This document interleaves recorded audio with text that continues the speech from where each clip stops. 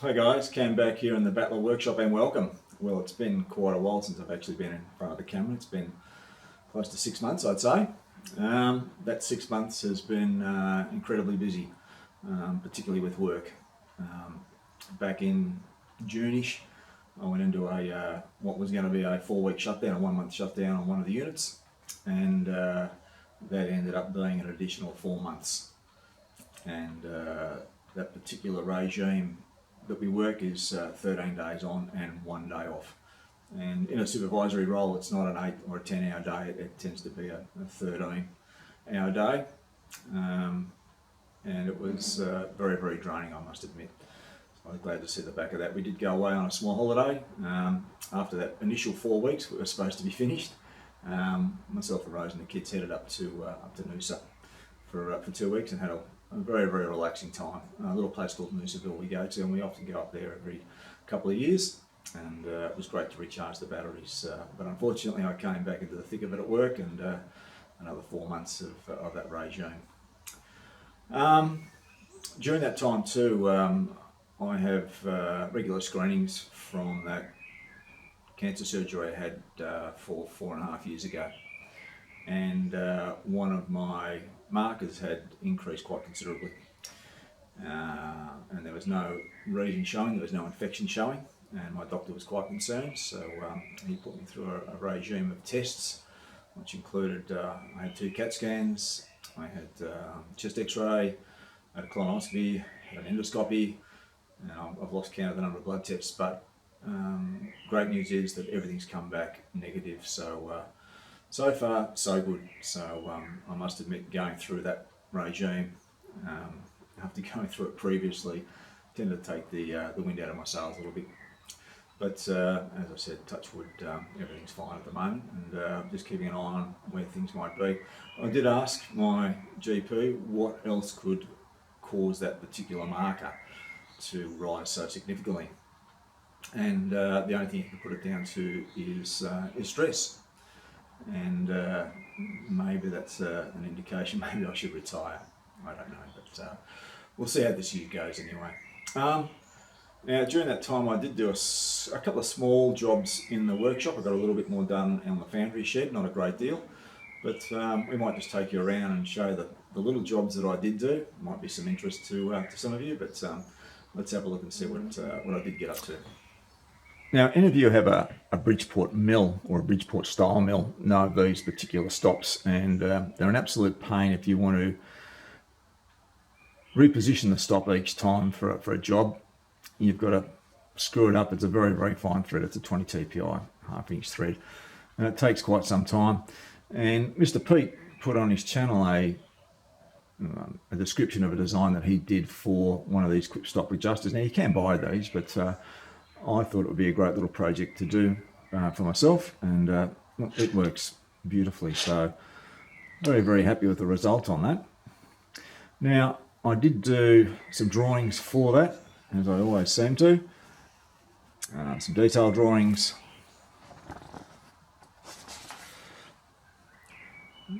General arrangement. And I did a sequence showing the drilling, tapping and slotting of the button on this particular job. So if anybody's interested, this is a metric version, metric drawings if you like. If anyone's interested in a copy, just flick me an email, and I can send some copies, some PDF copies, email them out to you. So like I said, it was a fun little project. Didn't take a great deal of time, but I must admit I enjoyed that. It was a good little job. Alright, this is a little job that I did that turned into 2 jobs actually. Anybody who watches my channel would watch Matty's workshop, and Matty's an absolute top bloke. And he makes up a number of fly cutters. We've made up fly cutters of various diameters and various configurations. And I had a look at his design and thought, well, I need one of those because I don't have a big diameter fly cutter. So I did have a spare ISO 30 arbor, and I wanted to machine the actual tapers on the fly cutter in the arbor, and to do that I've had to make up a holder. So that's an ISO 30 holder that I've machined up. I'll try and get that. It's not going to come out.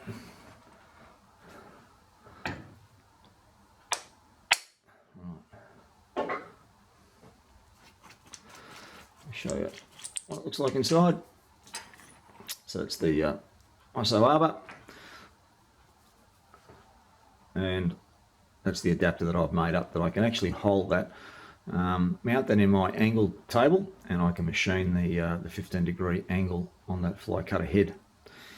So to do that, I had to cut the taper using the top slide on the mill, on the lathe, and the handle that I've got on the Victor lathe was like this. And one of the things I've found with using these particular handles and winding them is that you tend to stop start, and you do put a little bit of a load on the slideways when you're doing that, and often you'll end up with a bit of a poor finish inside here. It's great if you can machine it continuously. So to do that, I've had to make up a new handle. So let's have a quick look at that. So this is the new handle that I made up, and I tried to keep it of a similar arrangement to what the one was that actually came off, so it came up very, very well. But what it allows me to do is to be able to mount my drive onto here that I can then drive with my cordless drill, and it works quite well. Matter of fact, I'll go and get the cordless drill and we'll just set that up and show you how that looks. And it allows you to keep a constant speed running on the unit with no pressure on the slideway, and you do get a very, very even finish inside the bore.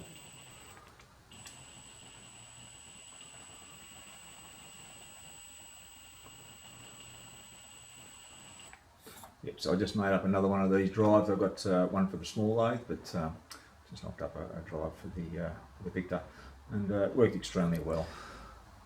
Alright, so another little job I've done is I want to put the coolant system back on the Victor. Now, as many of you know, that I actually run this through a 415 VFD. It's direct 240 volts to 415. And the motor that was in here was also a three-phase motor. It meant either going to buy another VFD to run that particular coolant pump, or I've gone with a method which is fairly common, is to run a cap on one of the phase legs. So I've set that up, and it works really, really well. You certainly wouldn't do this with a motor that's under large load, but for this motor here that's really spinning, very lightly loaded, the cap works really, really well on the third leg. I would have loved to put some tongs across this just to see how unbalanced it was, but I haven't got a set of tongs that I can do that with. But it wired up really, really well. A little bit difficult on this one because I had no diagram on the motor as to how the wiring went, so it's a bit of hunting around to try and find the start and ends of each of the windings to get them set up to actually run the configuration. But in the end, it worked out really, really well. So look, I'll just flick that on and we'll show you what it's like. Alright, hopefully you can see that. So I'll just flick the coolant on. So one of the things I did find when I ran this particular coolant pump in the forward direction was the amount of coolant that came out. It was like Niagara Falls. It was way over the top. So what I've done is I've actually reversed the motor, and that had its challenges itself. Running a 415 three-phase motor using 240 volt single phase, but I managed to get it done, and it works quite well, and the flow has basically quartered, and I'm very, very happy with the way that it runs out. So we'll just flick it on and show you what it's like.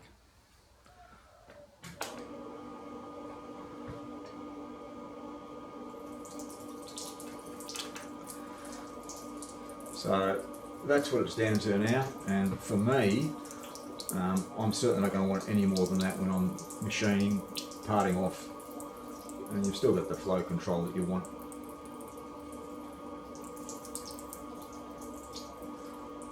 Now, one of the things when you do run these three-phase motors on 240 volt with the cap is you're concerned about overheating, but I ran this for nearly 3 hours and there was no discernible heat up at all in the motor, so I'm quite comfortable this is going to run all day long without an issue. So Very, very happy with how it's come up, and I've got coolant on the Victor lathe.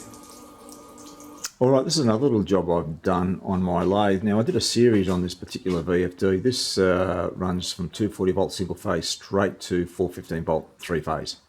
Unlike most of the VFDs or the other VFDs that I run all my machines on, which will run from 240 volt single phase to 220 volt three phase, and you've got to work the taps around inside the motor to suit that configuration. As soon as this thing is energized, the two fans would come on and they would absolutely scream. They'd get an offset harmonic from each other, and it was extremely annoying trying to machine and think with those things are actually screaming in the background. So what I've done is I've put two bimetallic switches inside or up against the back plate of the heatsink. I've got one set at 45 degrees and I've got one set for 50 degrees, and I've only ever had the two fans come on at once, and the day was about 45-46 degrees in here, very uncomfortable, and that's the only time I've ever had the two fans come on at once. Most or all the other times it's been the single fan that comes on, and it takes some time to come on, and it's quite quiet on its own. It's certainly not annoying like the two fans running. Now, to get those two bimetallic switches in, I had to do a fair bit of surgery internally in here to get the boards off so I could get access to the back of the heatsink to get them mounted on there. But it was a good day's work doing it, but fortunately it all went back together again okay, and no damage done. It was still running and the switches worked perfectly the way they're supposed to. So they quietened things down an awful lot and made it a lot more comfortable here in the shop when I'm running the Victor lathe. Alright, let's go and have a look at another little job we've been well on the way with, and that's my Foundry shed. So we'll pop outside and have a quick look at that, eh? Alright, so this is the Foundry shed. It's come on a little bit. One of the jobs I have done is I've re-poured a new concrete floor on that, and I must admit it was the worst concrete slab I've ever poured. It was in winter. I did ask for a fairly dry slump on that, and it was absolutely shocking to try and work. When I finished the job, I thought I'd done quite well and screened it off, but after it had dried and I pulled the formwork away and the access supports away where I could get into the middle of it to finish it out, it was just one spot. It was up to 20 millimeters out. It was like a wave pool in there. It was shocking. So what I've had to do is put a flowable grout in, and that's worked out really well, and I've got that floor down to, well, the worst that I measured out was 3 millimeters. Very happy with the final result, but it took a fair bit to actually get there. I've made up the doors, sliding doors, and I've mounted the L-track on the front and also on the back, so the doors are ready to mount. One of the things that has gone pear-shaped on it is the plywood that I put on. With all the moisture in the air, it's really buckled badly, so I think I'm going to rip that off, and I'm going to put on some pine flooring, some timber flooring on these, and I'll screw that in instead. It's about 12 mil thick, so I think it'll look a lot better than that plywood that's tending to warp all over the place. All the lighting's in, power's on, so it's getting there very slowly, but I just need to get, if I had a full week, I reckon I could get the whole thing finished out. So this will be my hot work shed where I'll do welding and also do some foundry work inside it. We've had some very heavy rain lately, and touch wood, it's been absolutely dry as a bone inside here, so I've been very happy with it. I don't know what I got to last time, but I put a pivoting awning up here that I can lift up to clear out a lot of the debris underneath. So this is onto my neighbour's small garden shed, and he's quite happy for me to do this, and I'll put a gutter up inside here as well just to catch all the rain. I've got to put an enclosure in down here to stop any of that westerly rain coming through. But I'm just doing this with concrete tiles, and I'll put some storage racks outside in here.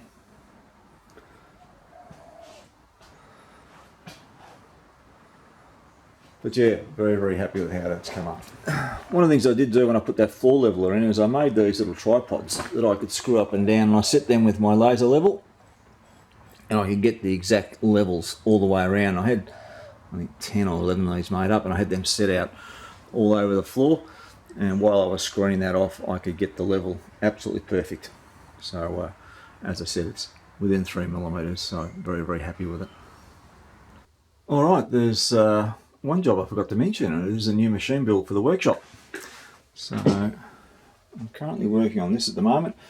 Got a stepper drive, got a DC drive here for tension control. This, I'm hoping, is going to be an EDM wire cutter. Now, I'm doing this as a joint project. I'm doing all the mechanical work, and all the electronics and electrical work is being done by a very good friend of mine that I've worked with for over 30 years, Pete. He's a brilliant electrical engineer, and he's doing the tension control systems for this and the arc generation control for this, and all of the closed loop systems that go with that. So Pete's doing that side of it, and I'm doing all the mechanical. So I've done quite a bit of machining on this one. As you can see, I've got bits and pieces I'm just trialing out here at the moment for the guide heads. But I have done a lot of work on this at the moment. We'll see how that's going to progress. It is going to be a very, very slow build, this one, but we'll see how it goes. So I've machined up the wire guides for this particular unit. And that one there's the upper wire guide. This one here's the lower wire guide. These are the water jets.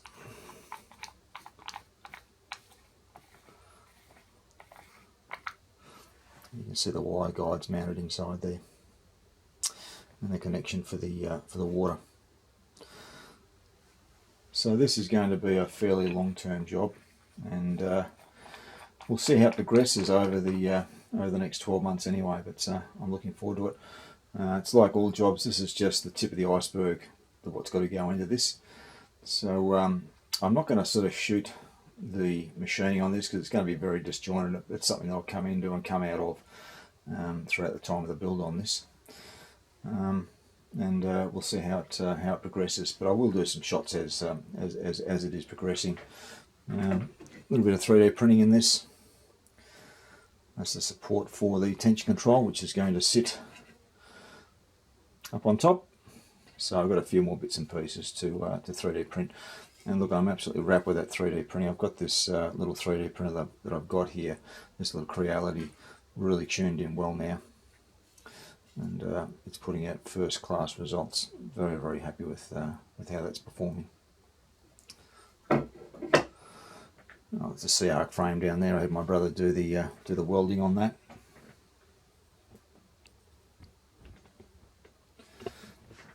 And that's the only bit of welding fabrication we've got to do. Alright, so as I said, just keep your eye out, and I'll do some progression videos throughout the build on this one. Alright guys, well that's it from me for now. As you can see, I've done a few little jobs in the workshop, not a great deal over the last 6 months. Certainly hoping that 2024 is going to be a little bit more stable than what 2023 was. I can't wish you Merry Christmas, but I can wish you all the very, very best for 2024, and I hope it's everything that you want it to be. Keep an eye on the EDM wire cutter project. As I said, I'm not doing a build video on that. I'm just going to do progress updates as that goes through. And I must note too that that design is not mine. That's from a YouTuber called BAXEDM. He allows you to download freely the step files for that particular build. I've done my own little tweaks to it, but primarily it's his design, so I can't take credit for that. As I said, all the best for 2024. I'm flying out to Sydney either tomorrow or the next day, I can't remember. I'll have to see my wife. We're going up there for 5 days to spend some time with her family, so looking forward to that, and hopefully the storms have abated by the time we get there. Alright guys, we will see you soon. Cheers for now.